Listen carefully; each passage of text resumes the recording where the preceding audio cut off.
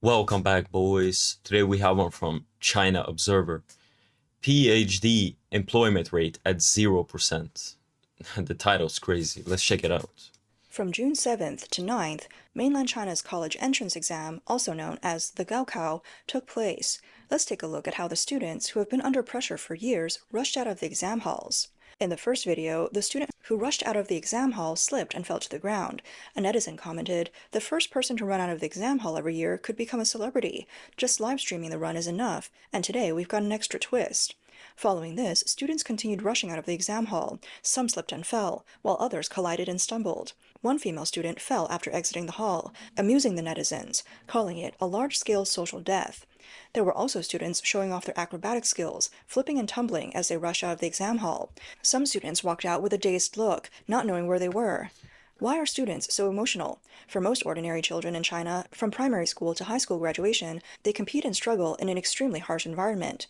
On June 7th, at an exam Imagine being so happy that you just like you do a double backflip out the school, man. center in Zhoucheng, Shandong, a male student in white clothes suddenly broke down, tore up his exam paper, threw it on the ground, and then grabbed the paper from a student behind him, tearing that one up as well. Then he rushed out of his seat, grabbed another student's exam papers, and tore them to shreds. The exam hall was immediately in chaos, and the proctor hurried out to seek help, pulling the student out of the exam hall. Netizens commented, "This student broke down just before the finish line. Tearing up the exam paper in the exam hall means his life is ruined. Chinese students are so pitiful. From a young age, they're taught to have a place in society. They must get into a prestigious university and become top talents." Bro, this is straight up out of Mouse Utopia, bro. The people are so goddamn stressed. How do you expect them to function properly? How do you expect them to be properly socialized humans? And we're not even talking about like having children and stuff like that. That shit is impossible when people are so fucking stressed out with this. They lose the normal joys of childhood and the care of their parents, as the purpose of learning is no longer to gain knowledge, but to bear the expectations of their entire families. Learning and exams have become the only content of mainland Chinese students' lives for the past decade, and the Gaokao has become the ultimate goal of their efforts and struggles. This is, I mean, do these people enjoy learning what they do? I enjoy learning what I do because I self-educate. I only look at shit I am interested in. That goes for history and philosophy and anthropology. I love that shit. But whatever these people are learning, they don't really care. It's just about getting the best score and making other people feel good instead of yourself. And So, when they rush out of the exam hall, they feel that all their burdens are finally lifted. They believe that after 10 years of hard study, the most grueling days of their lives are over. If they get into university, their future will be secure. However, these naive students may not realize that as China faces a comprehensive economic downturn yeah, I mean, the kind of job market and like just in general, like I don't think it's much better. and deflationary spiral, the job prospects for college graduates are entering an unprecedented slump.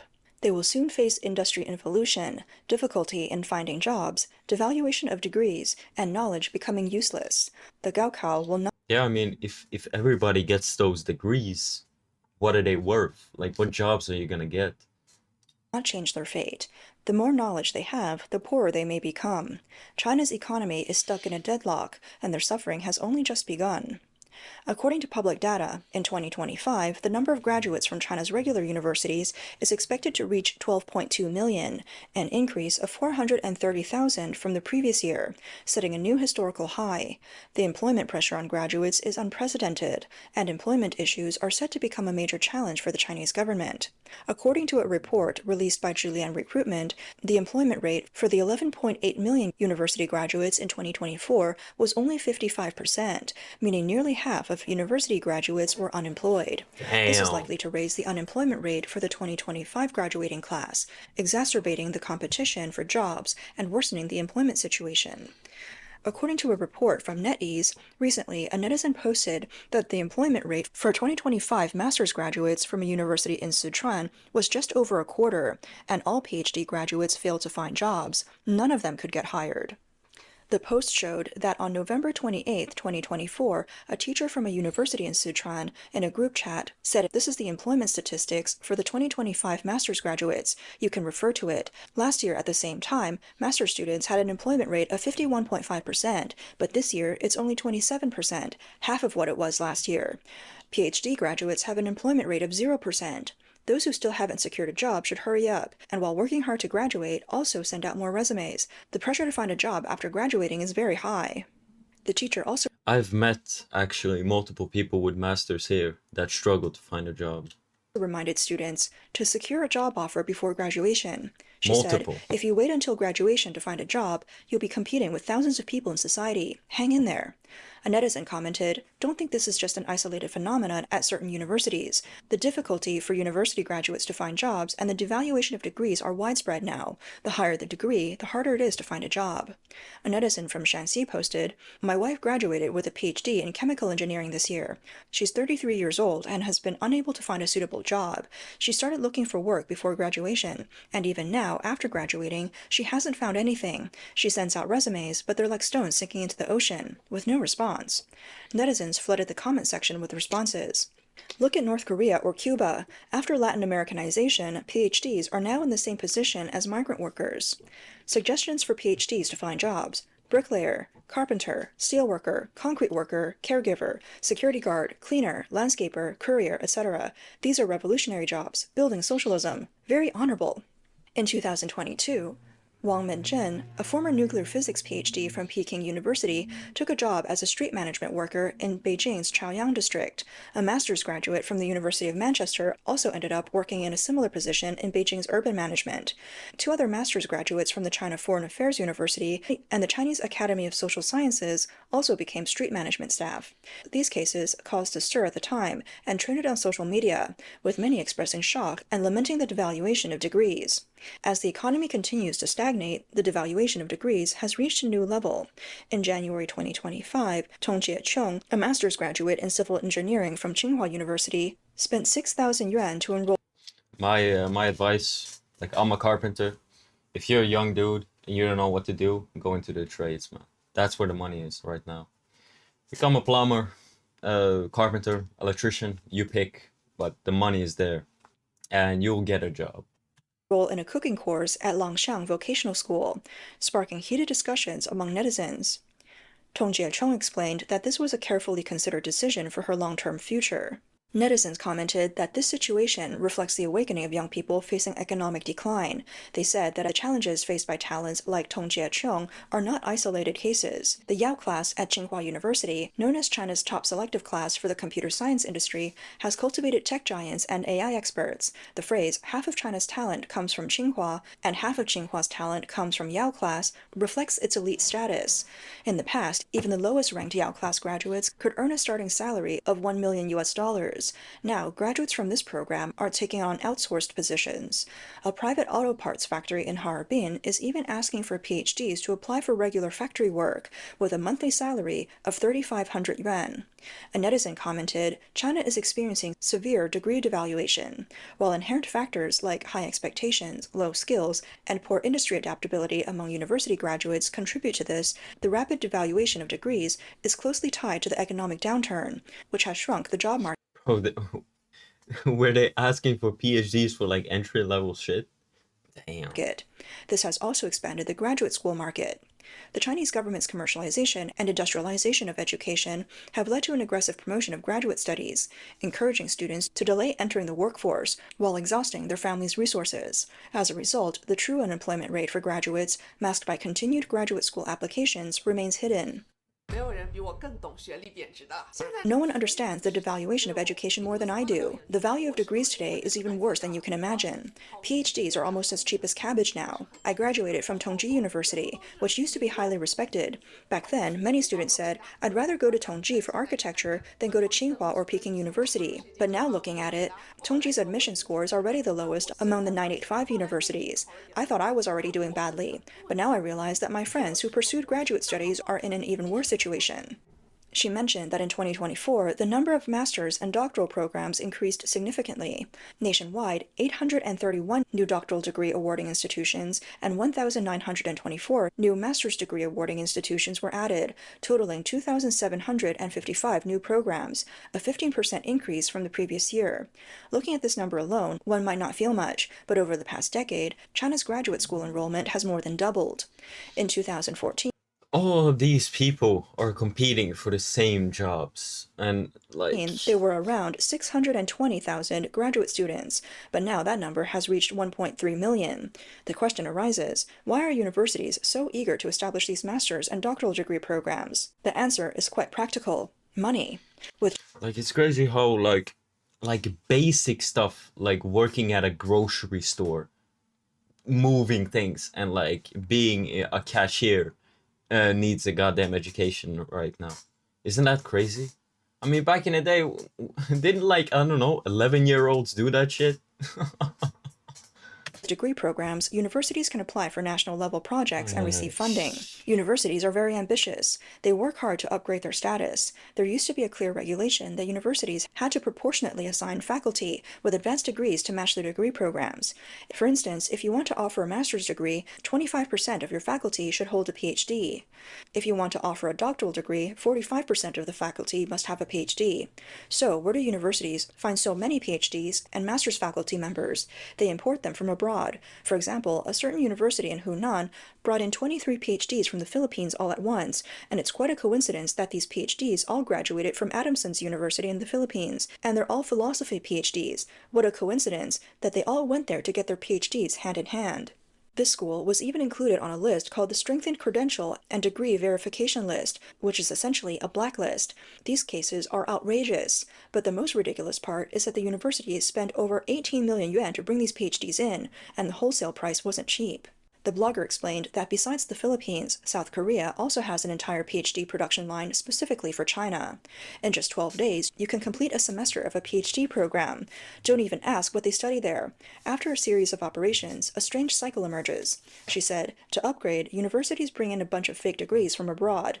They successfully upgrade, then recruit more PhD and master students. But after they graduate, they realize that the land is full of PhDs and master students, and the only people who benefit are those who brought in the fake degrees.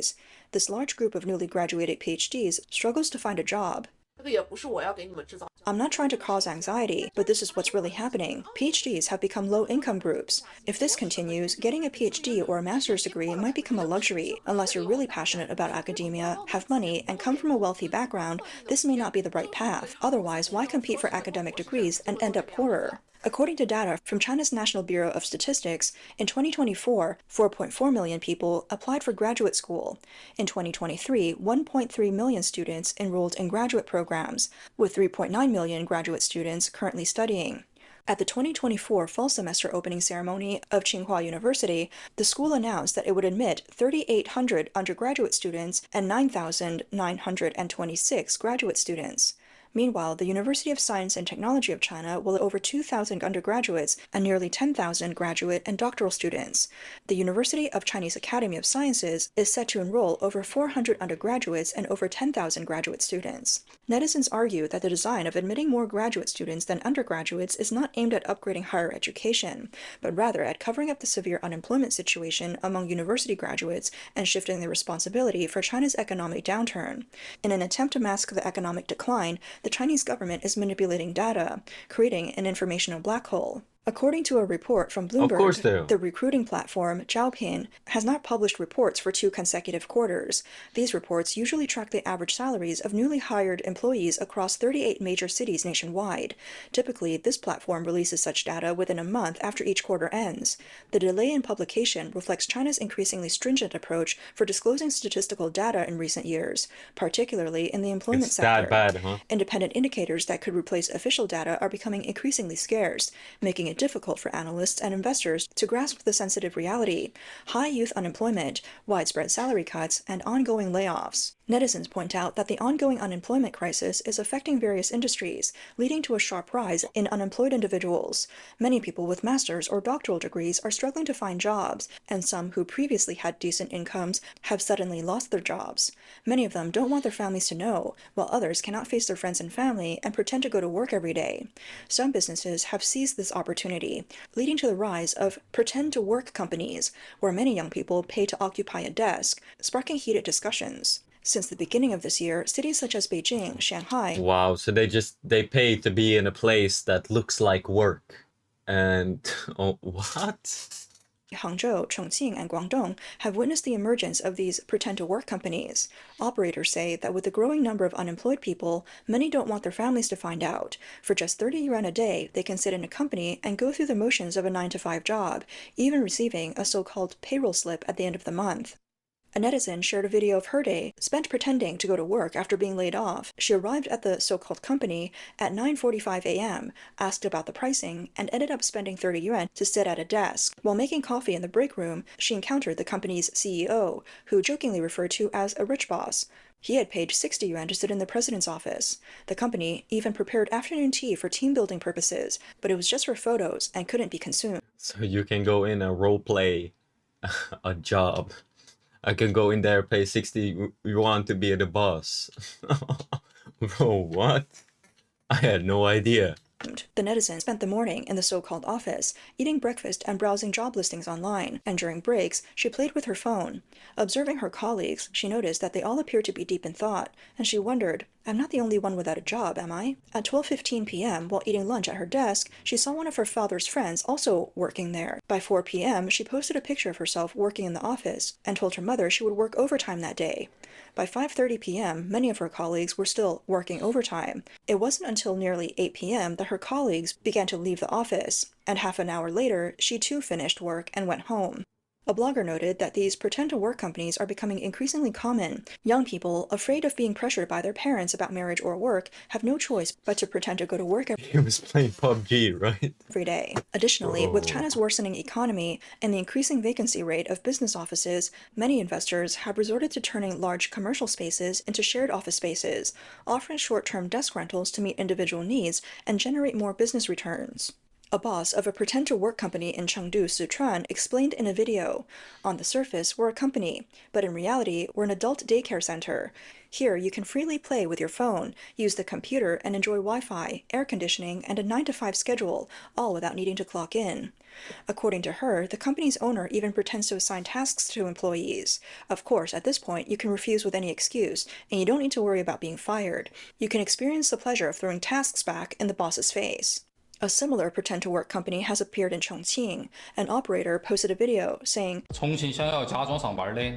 Chongqing, we've prepared a place for those who want to pretend to work. It looks like a legitimate company, but in reality, it's just a space for you to spend your unemployment gap. He further explained, the unemployment rate in Chongqing has been high recently. Many people, after losing their jobs, are afraid to tell their families, so we had the idea to open a pretend-to-work place. You can occupy a desk every day, sit next to a computer, and pretend to be working. If you want to experience being a boss, you can pay to work in the company office or the CEO's office. The pretend-to-work company concept has also spread to Guangdong. Recently, a friend of mine opened a company in Dongguan called No Work Company. Now, his company has fully booked dozens of workstations, and they're all occupied. At this no-work company, you can curse the boss, not work, sleep, read novels, watch videos, and do anything you want. You pay 30 yuan a day for a workstation, and you can start work at 10 a.m., finish at 5 p.m., or even at 3 p.m. This is called no-work company. Did you ever think such a company could exist? I didn't, and it's real.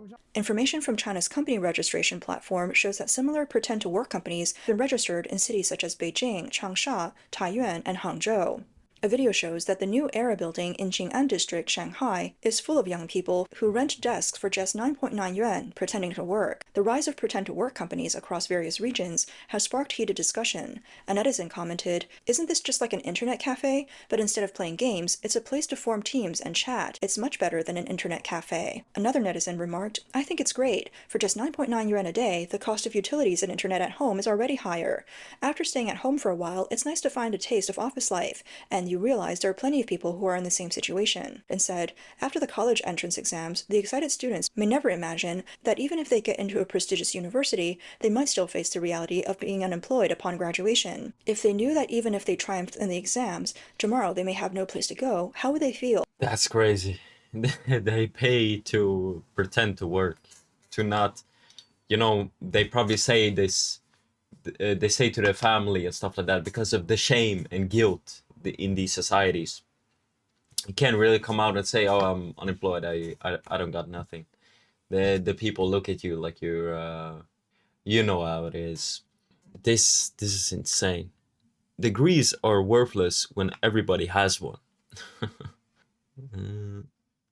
I think has some cultural elements to it too.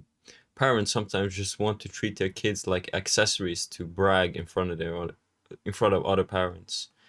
Yeah, I mean, they just need another PhD.